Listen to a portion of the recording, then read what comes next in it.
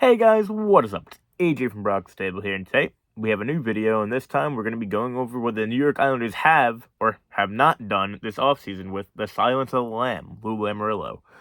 So, the Islanders only re-signed a few AHL borderline RFAs and obviously made the trade for Alexander Romanov. So, we're going to break down what I think the Islanders are going to do this quote-unquote off-season. Now it's August 3rd, and this video will be out either today or tomorrow, so nothing's been announced yet. Lamoriello's been very quiet, and maybe there's stuff on the way, because last week, the Blues reporter Andy Strickland said that the Islanders are heavily on Matthew Tkachuk. We know Lou's been going for the big-name targets, even though we technically never offered Gaudreau a contract, per Elliot Friedman. Kadri might be the one that we might actually get. So that could be that. I know Noah Dobson contract talks were said to be done, apparently, but once again, we don't know what it is. And apparently, the Islanders might make a trade or two, freeing some cap, so Josh Bailey could be gone. We'll get into all of that in a second. But if you like these videos of me doing off-season team kind of PowerPoint video ideas, let me know down below what team I want me to do next. Maybe Vegas, maybe Philly, and that great defensive core of Tony DeAngelo and Rasmus Ristolainen. That could be fun, but without further ado, let's get into the New York Islanders one, and let's see what we have and have not done. Because every time the Islanders do something, I'm not there to witness it. I'm either driving, I'm at work, or I'm on, in school. So, the only offseason re-signings we've had so far that are mainly notable to the NHL team are Grant Hutton at 3 years and $775K. He was all right for us last year. I like Grant Hutton. Is he an every NHL player now? No, maybe in a year or two, possibly. Robin Salo, 2 years by $800K. One of my favorite players. I've always liked him since we drafted him. Very good puck-moving defenseman. I think he could be our third left-hand defenseman this year.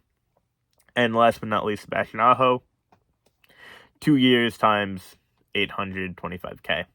I don't like Aho a lot, but if he's your seventh defenseman, it's not the end of the world. Decent puck mover, terrible defensively, but it's not the end of the world on the third lineup. But I'd much rather have Robin Salo, who has a higher ceiling in my opinion. The only player we brought in so far, Alexander Romanov. So we traded our 13th overall pick for Alexander Romanov at the NHL draft.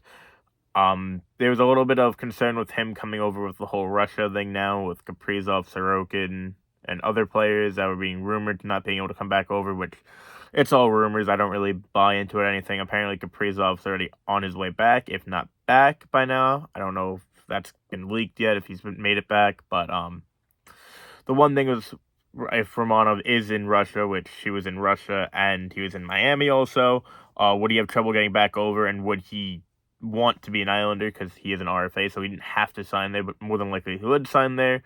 But you already see that he has a full Islander workout set. That's a picture of him. I know great quality. That is Romanov there in the skating video. Everyone got excited about that. Could see him in Islander colors finally. So he's more than likely signed in the New York Islander if he's wearing Islander colors already. That's good.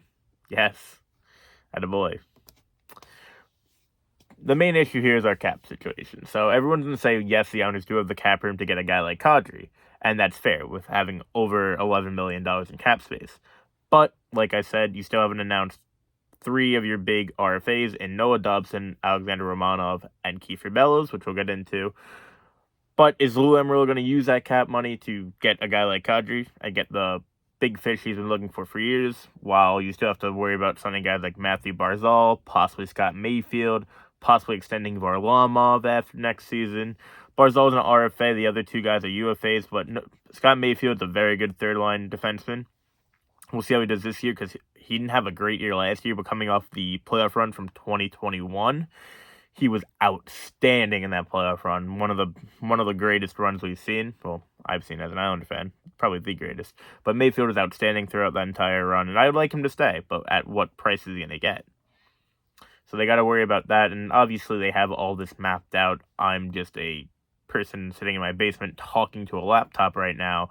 I more than likely believe they have every situation run out in their head for the prices and all that.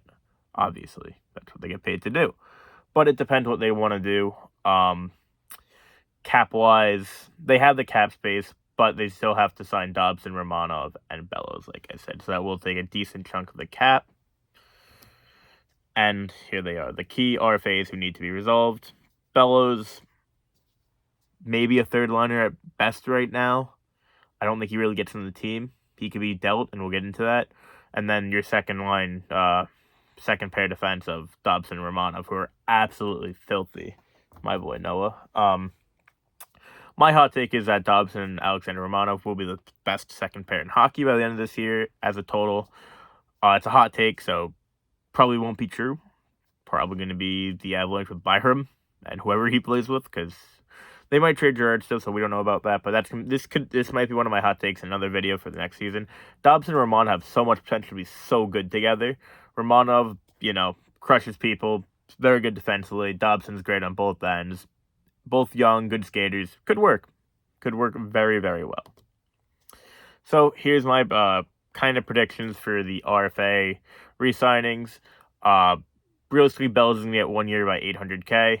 Alexander Romanov, 2 years by $2.5K. He'd be 24 when that deal expires, so then Lou and him would be able to see what they're both worth. If Lou's here by then. But I think it's a fair deal running him to 24. He gets $2.5K. Win-win for both sides. Dobson's a tricky one because you could lock him up long-term right now, but I think they're going to kind of half-bridge it at 4 years by $4.5.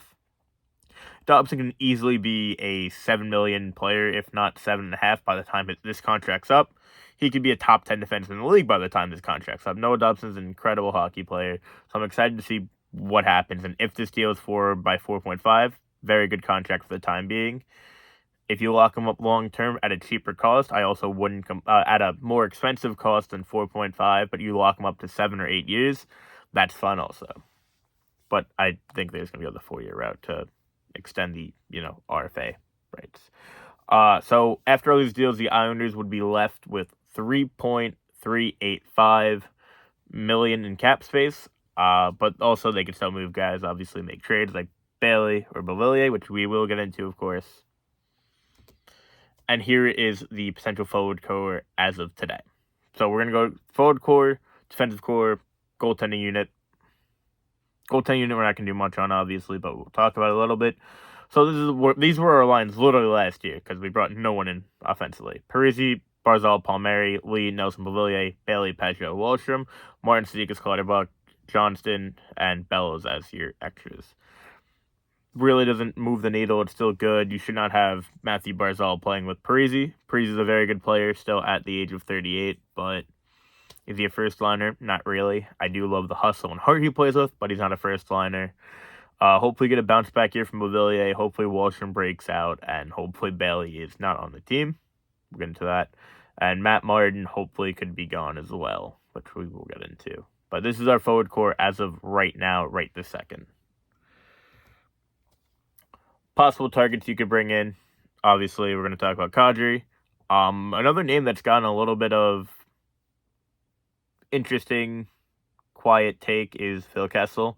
He could be very good. And then the JT Miller trade, which almost happened at the draft, allegedly. His name's always going to be thrown out there when you can get him for a reasonably okay price.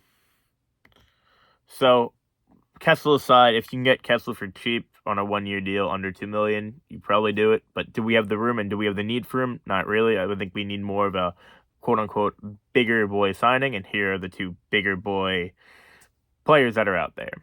So getting JT Miller, which would be a lot tougher, and you'd have to give up more, obviously.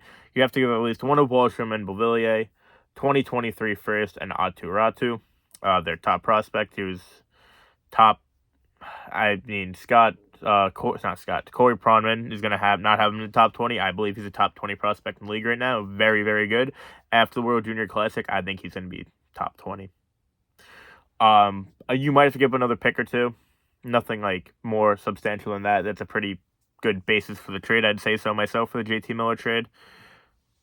Then you also have to sign him, so you would assume that they would talk to Miller, be like, are you willing to extend here right now? And if he says no, then they probably back off, because I don't think they'd trade all that to not have him sign. So the smarter move, in my opinion, would be Nazem Kadri. His contract range, I think, 3 years, $7 million. That'd be perfect for the Islanders. Maybe not perfect, but it'd be a very fair deal. He can get more. I think he can get max here as a New York Islander. He can get 4 to 5 years by 7.5 max. If he wants to take a pay cut, which probably won't, but if he wants to take a pay cut because, the whole loophole thing, which he doesn't really have, maybe 6 by 6.5 max. I don't see him going under. I really don't see him going under 6.5, even for a year. But I think it's gonna be 3 years by 7 if we do sign Kadri. Now to the defensive unit: Pelech, Pulak, Romanov, Dobson, Salem, Mayfield. Your X's are Grant Hutton and Sebastian Aho. That's a very good defensive core. Maybe you want a better third-line left-hand defenseman, but I'm more than willing to give Robin Salo a shot. There's not too many guys out there. In the names that stuck out to me, besides bringing back Andy Green, which I don't want, is Chris Russell, Calvin DeHaan, and Ryan Murray. Chris Russell's older veteran, so that's right up Lou's alley. Calvin DeHaan, very good defensive defenseman. I don't know if him and Mayfield would work well together, though. You need more of a puck mover with Mayfield, in my opinion. And former Islander, obviously, in DeHaan. And then Ryan Murray. Funny story about him. The Islanders, in the 2013 draft, I believe he was taken in the first round. The Islanders almost traded every single draft pick they had in that draft, 1 through 7, to get Ryan Murray. Thankfully, we did not. We also really didn't get anyone too good in that draft, so maybe Ryan Murray worked out better. I believe that was a Griffin Reinhart draft. It wasn't the Dal Collier. We had 4. I think he went 2. That was a Yakupov year, so I think it was the Griffin Reinhart year. None of these guys really move the needle for me, so I'm still kind of going to say Salo should be our third-line left-handed defenseman just because he's more of a puck-moving guy and it fits better on the ice. Goaltender, you got Sorokin, Varlamov. Varlamov is in his last year of his contract, so if we're not in the playoffs, you could look to trade him at the deadline if we're not going to make a push. Could get some assets back for him, but I think they're going to keep him for the season at least and then get rid of his contract by not re-signing him. So that'll be $5 million open next offseason.